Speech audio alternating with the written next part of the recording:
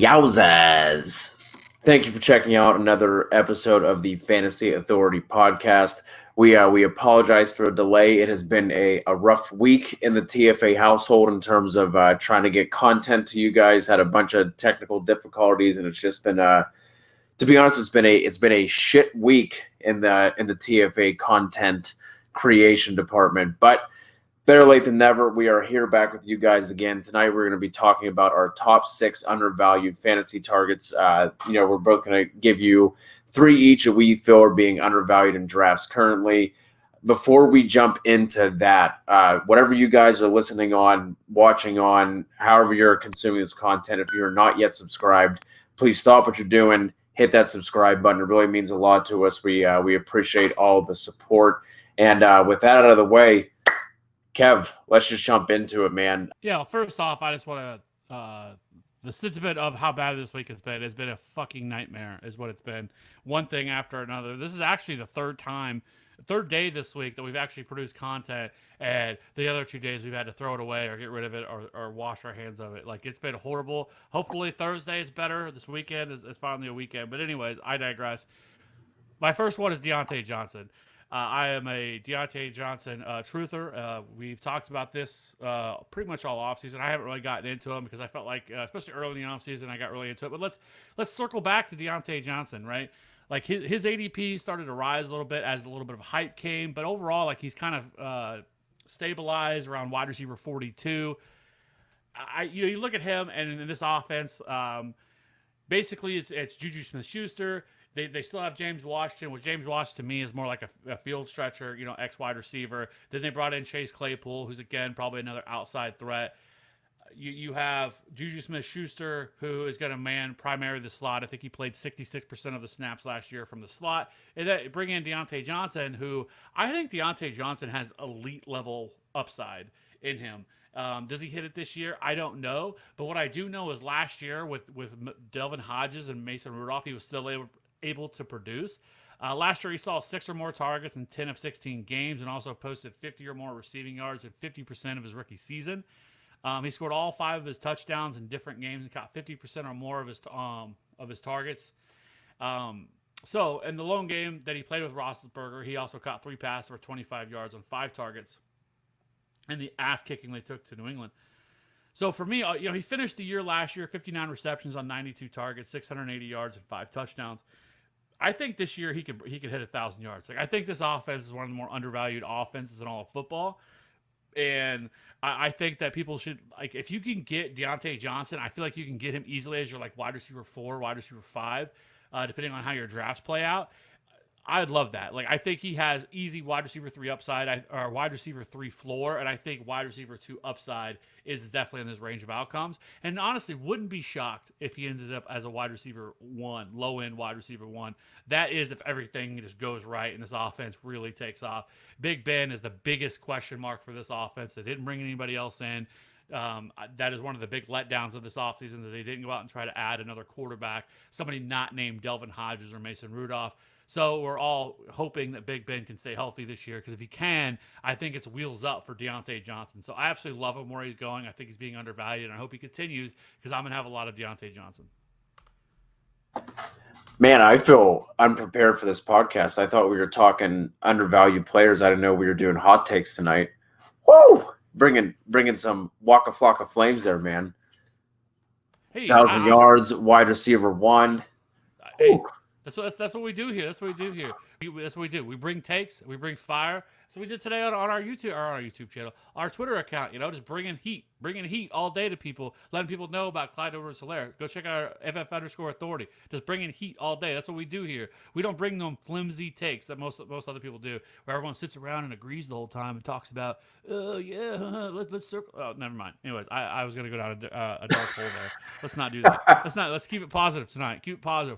Maybe if we get positive, the podcast will work and everything will work out. So, Cody, who's your man? So, my first undervalued player for 2020. Typically, when I think of undervalued guys, I think of guys who are going like mid to late round, under normal circumstances. I'm going to hit you guys with someone who's going in the top 48 picks, and that is Calvin Ridley. We've touch on him briefly, just in passing. We both have him as a wide receiver 1 in our rankings, which you can always check out at thefantasyauthority.com. But with Calvin Ridley, this is the Chris Godwin corollary to last year, where just everything is lining up for him to completely smash. He's currently going at wide receiver 15, I believe, at 405, again, according to Fantasy Football Calculator's PPR ADP over the past 3 days. But you're looking at it, there's 200 targets available in this offense between the departures of Hooper, Sanu, and Devonta Freeman. The Falcons have been top 3 in pass rate in back-to-back years.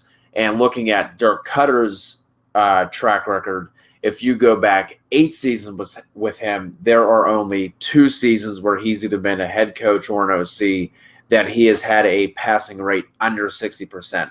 So we know the volume is going to be there. Even though they brought in Todd Gurley, there's still going to be questions with how effective that run game is going to be. Julio is going to get his. Calvin Ridley is primed for a massive year. Like I said, we both have him as wide receiver 1s, and the fact that you can get him in the early to mid 4th, I'm surprised he's still going. At that point, I thought he would have been a third-round pick by now, with guys like Evan Silva talking him up, some other guys over at Roto World, and us obviously as well. So Calvin Ridley, I still believe, is going undervalued. It's going to be that thing like we talked about last year with Chris Godwin.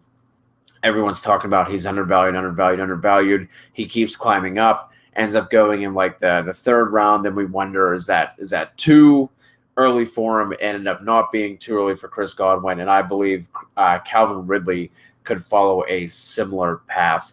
So, Kev, I believe you have another wide receiver to talk about. So why don't you hit us with your number 2 guy?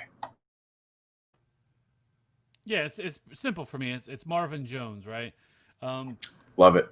Listen, Marvin Jones should not be going this low compared to where he's going at. He's going right around the 9th round. I think that's incredibly too low. I think he's a guy that probably should be going more in that 7th round range. Is an easy wide receiver 3 for me. Last year, he was actually a wide receiver 2 in fantasy points per game.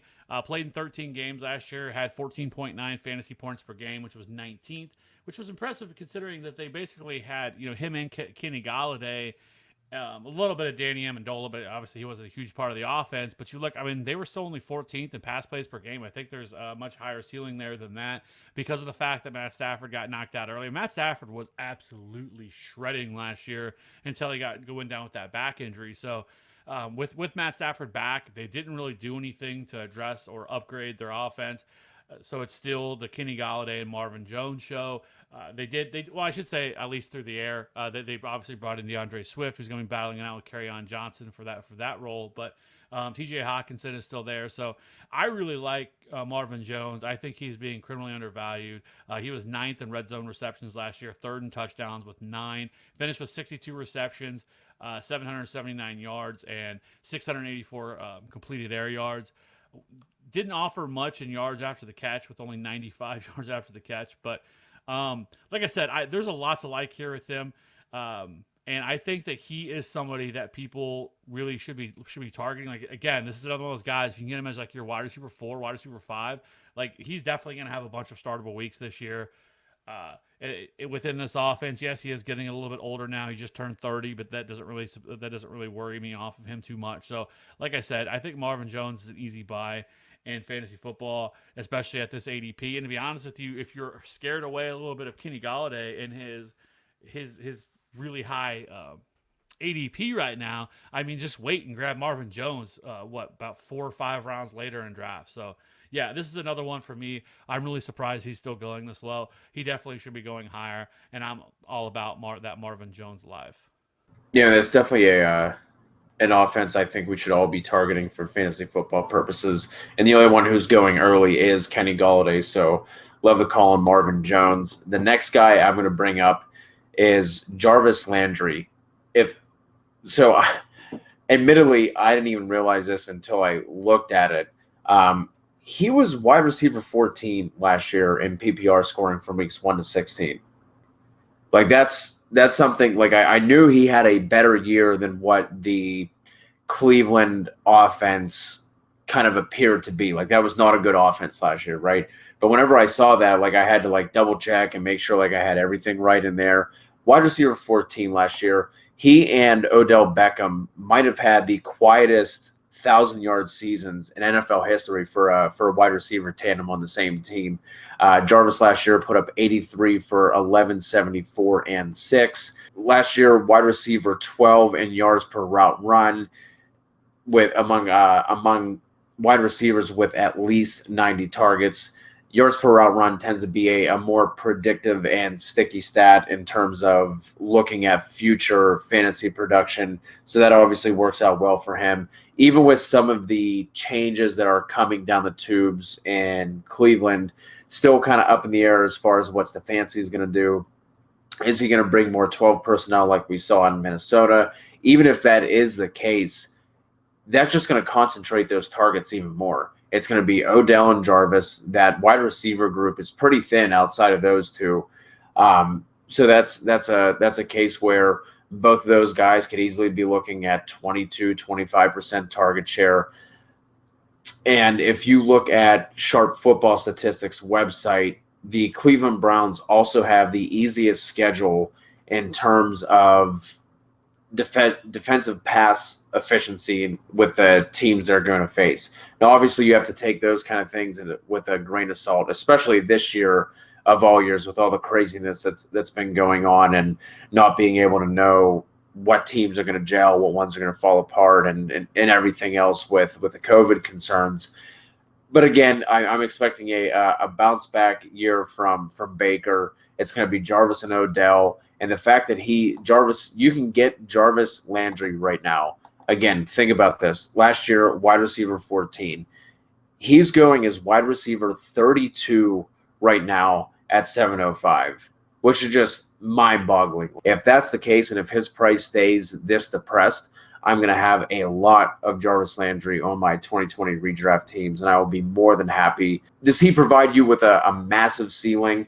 I don't think so, but he's going to be super steady. You know what you're getting with him. It's not going to be a lot of surprises. And if we get the rookie year Baker Mayfield versus what we got last year, he's going to be completely fine. Yeah, well, real quickly, just on Jarvis Landry, like you kind of mentioned, like he was very much just kind of very steady last year, right? He didn't have a lot of boom weeks. His two biggest weeks were he did have 36.8 fantasy points against Miami, where the revenge game. Revenge game, baby. Yeah, he had that 10 receptions for 148 yards and 2 touchdowns in that game against Miami, and then he had 24.7 against Buffalo, where he had 9 receptions for 97 yards and a touchdown. And then another week, he had 24.7 or 8 receptions for 167 yards. But other than that, I mean, he was 11.7, 11.5, 11.5, 17.1, 14.3, 13.6, 11.6, 14.4, and 16.2. Like, he was just steady every week. He gave you that kind of steady production that, he didn't really ever kill you the worst week he had looks like was week 2 where he went 3 for 32, so overall, there is a lot to like with Jarvis Landry. He's still only 27 years old. I don't know why people are so low on him every year. It just kind of seems like it's par for the course for him. And I just don't think people are overly excited about it. I don't think people see him has a large ceiling.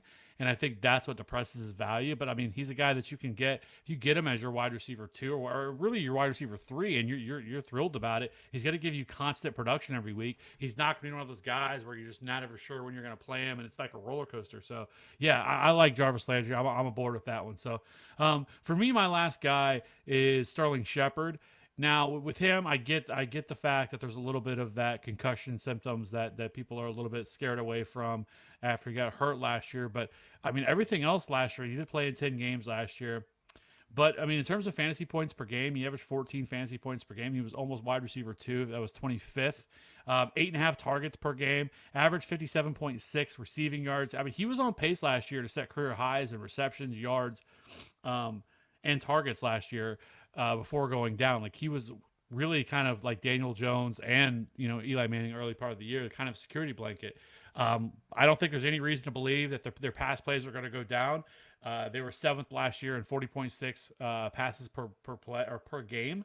I don't think that's going to change. Their defense is still really, really bad. I think Daniel Jones could take another step forward this year.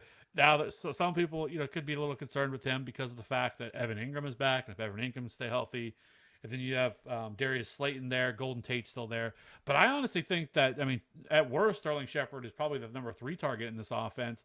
Obviously Saquon Barkley is obviously going to command a pretty heavy target share as well. But I think he can easily be the number 3 target in this offense. And I think, he's not a guy, again, that you're going to want as somebody like a building block or cornerstone piece of your team. But he's like going in like the 11th round, which is way too low.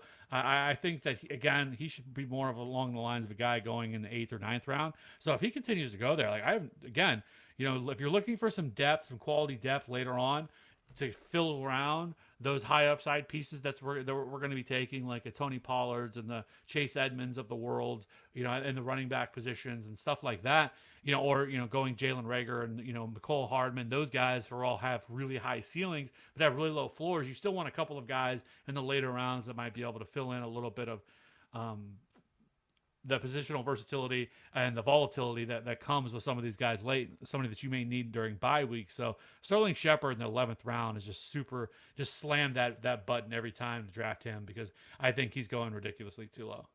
So I'm going to throw a little bit of a curveball here for my last one. I'm gonna switch it up, going to get crazy here. Going to hit you with a running back, and I'm going with Tevin Coleman, who's coming off of the boards, again, according to Fantasy Football Calculator, RB35, and he is actually going 1 pick behind Jarvis Landry, who I just talked about, at 706. And for me with him is, one, it's the difference in price between he and Raheem Moster. We know that it's going to be a split backfield in San Francisco. Who's going to be the two that are rotating between? I think it's anyone's guess, but obviously Shanahan brought Tevin Coleman in from his time over with Atlanta. And I think it's a situation where we're all falling victim to recency bias, right? Like one of the last things we saw was how Raheem Moster completely tore it up at the end of the year, and he had a super sick run, right? So from week 12 to week 17, he had 8 touchdowns on the year, and all but one of them came during that run. He had a game where he went 19 for 146 and 1, and that was against Baltimore. So I think this is just one of those cases where that's basically what we've been seeing. It's just nothing but Raheem Mostert highlights. But if you go back to the beginning of the year and you look at it in terms of usage, Tevin Coleman was the one who was being treated as the starter. During the regular season, Raheem Mostert only had 1 game of over 15 rush attempts. Tevin Coleman at the beginning of the year had a run where he had like 16, 20, and 18 over a 3-game stretch. And then in the postseason, Tevin Coleman also had a game where he had, I think it was like 22 rushes in their first playoff game, and Raheem Mostert had 12, and then followed that up with a 29 whenever Tevin Coleman ultimately got banged up again. But the other thing to keep in mind here is we really don't know how players and teams and coaching staffs react whenever a player goes out in public and says that they want traded, right? That's obviously what we got with Raheem Mostert a couple of weeks ago, or maybe it was last week. They're all blending together at this point. But he said he wants out because they were not willing to up his salary from where it was. Again, a 28-year-old guy that, truthfully, I don't think anyone really, A, knew, or B, really cared about in terms of fantasy. And even within NFL circles, then he pops off and, hey, go get paid, do your thing, man. But that takes some cojones to all of a sudden believe that, you're just gonna get paid because of your stretch run at the end. But anyway, the one thing that does hold him back a little bit in my eyes is the fact that, like, I don't think we're getting 220 touches out of Tevin Coleman. Even if Raheem Mostert's not in the picture, there's going to be another running back that comes in that splits the time, whether they bring, I don't know, maybe Devonta Freeman, maybe they bring him in and get that tandem together again. whether it's Jermichael Hasty, Savon Ahmed, maybe Jerick McKinnon. It's 2020. Things are crazy. Crazier things have happened. Maybe this is finally the Jerick McKinnon year that so many of us have been waiting for. But either way, like I said, RB 35, and with as much as running backs are just completely flying off the boards, the fact you can get a guy with 180 touch upside in the system that Shanahan has in place, where running backs just go in and completely smash, I'm definitely interested in his price, and he's somebody who is your RB3, RB4, depending on how you're starting your drafts. I would not mind that whatsoever. Yeah, my only concern with him right now is that, like, I was much more of a fan when he was going like that 9th round range. Now that he's going in the 7th, he's starting to creep up. Most of that has to do with the fact of the Raheem Moster trade, which is still just mind blowing to me. We talked about it last week on the show, that somebody that has very little to no track record in this league. Yes, he gets to play in the Super Bowl. It was kind of a key cog in their Super Bowl run. I don't care. Like, you're 28 years old. Like, what are you doing, bro? I get it. You're trying to maximize your short term, getting that money in your pocket. And I'll never knock anybody for trying to do that. It's just, right. I mean, it is crazy to sit there and demand a trade. Like, bro, they could cut you and it would cost them nothing. Like, it's not like you're like you have the leverage here. You have zero leverage in this. And I think they did rework his contract a little bit and gave him a little bit more money, but I don't know. Like, the dude's been a journeyman. He's been cut like 6 times. Yeah. I don't know. I mean, and if Moster was going around the 7th round, I would be much more interested in that. Like, you could talk me into that about getting there, because we saw the San Francisco offense, this rushing offense was one of the best in the league last year in terms of efficiency on a week-to-week basis. It was just really hard to figure out who was it going to be each week, because some weeks it would be Tevin Coleman. I mean, Jeff Wilson got opportunities last year on the goal line and stuff like that. Matt Breida got opportunities last year. Now people forget about him because now he's in Miami. That Jerick McKinnon's going to be back. So again, like, I like Mostert. If he was going later in drafts, I would probably have some interest in him. But like, him going in the 4th round that he was going is completely ridiculous to me. Because I do think Tevin Coleman. Now, if Tevin Coleman, we figure out, okay, they're not going to move Mostert or anything like that, Tevin Coleman starts creeping back down, I would be much more inclined to take a shot on him if he was going in like that 9th round range. 7th round, middle 7th, I think there's some wide receivers and stuff on the board there that I'd probably just rather have at that point. Yeah, I'd agree. I think this is just – I think the other reason why he's getting pushed up too is just with how many running backs are just flying off draft boards. You know what I mean? I think that's pushing up guys who we would typically be looking at in that 8, 9, 10 spot. But the guys who are going after him, Jordan Howard, who knows what that's going to be. I think Breida is the running back to own in Miami, especially for fantasy purposes. Keyshawn Vaughan, we both like him. You had your hot take a couple of weeks ago. He's going to end up as an RB1.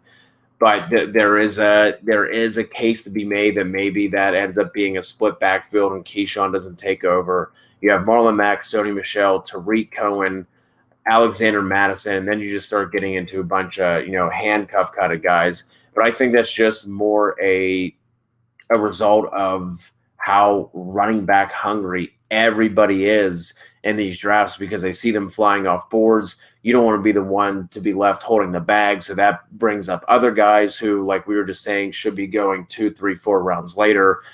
Yeah, so I do agree there probably are some receivers going around in that area that I if I were on the clock, I'm probably going to be taking the receivers over. But in terms of, like I said, with how running back crazed everybody is, it's like the Dave Chappelle show with Tyrone Biggums, just sitting around scratching. Y'all got any more of those running backs? Like, that's what this year is panning out to be. It's been absolutely crazy. We've talked about it with the Zero RB show and everything else with some of those draft strategy shows that we've done. You guys can definitely go back and check out. So drop us a comment. Let us know who you were targeting with your undervalued players. Like I said, whatever platform you're on, please make sure to like, subscribe, comment, rate, review, do all that stuff. Hit us up on Twitter, Instagram, Facebook. We're all over there too. We're trying to put out some unique content across those platforms as well for you guys. So We will definitely be back next week, hopefully with zero technical difficulties, and we can get you guys more than one episode and more than one piece of audio and video content. So until we see you guys next week, thank you, and we will see you later.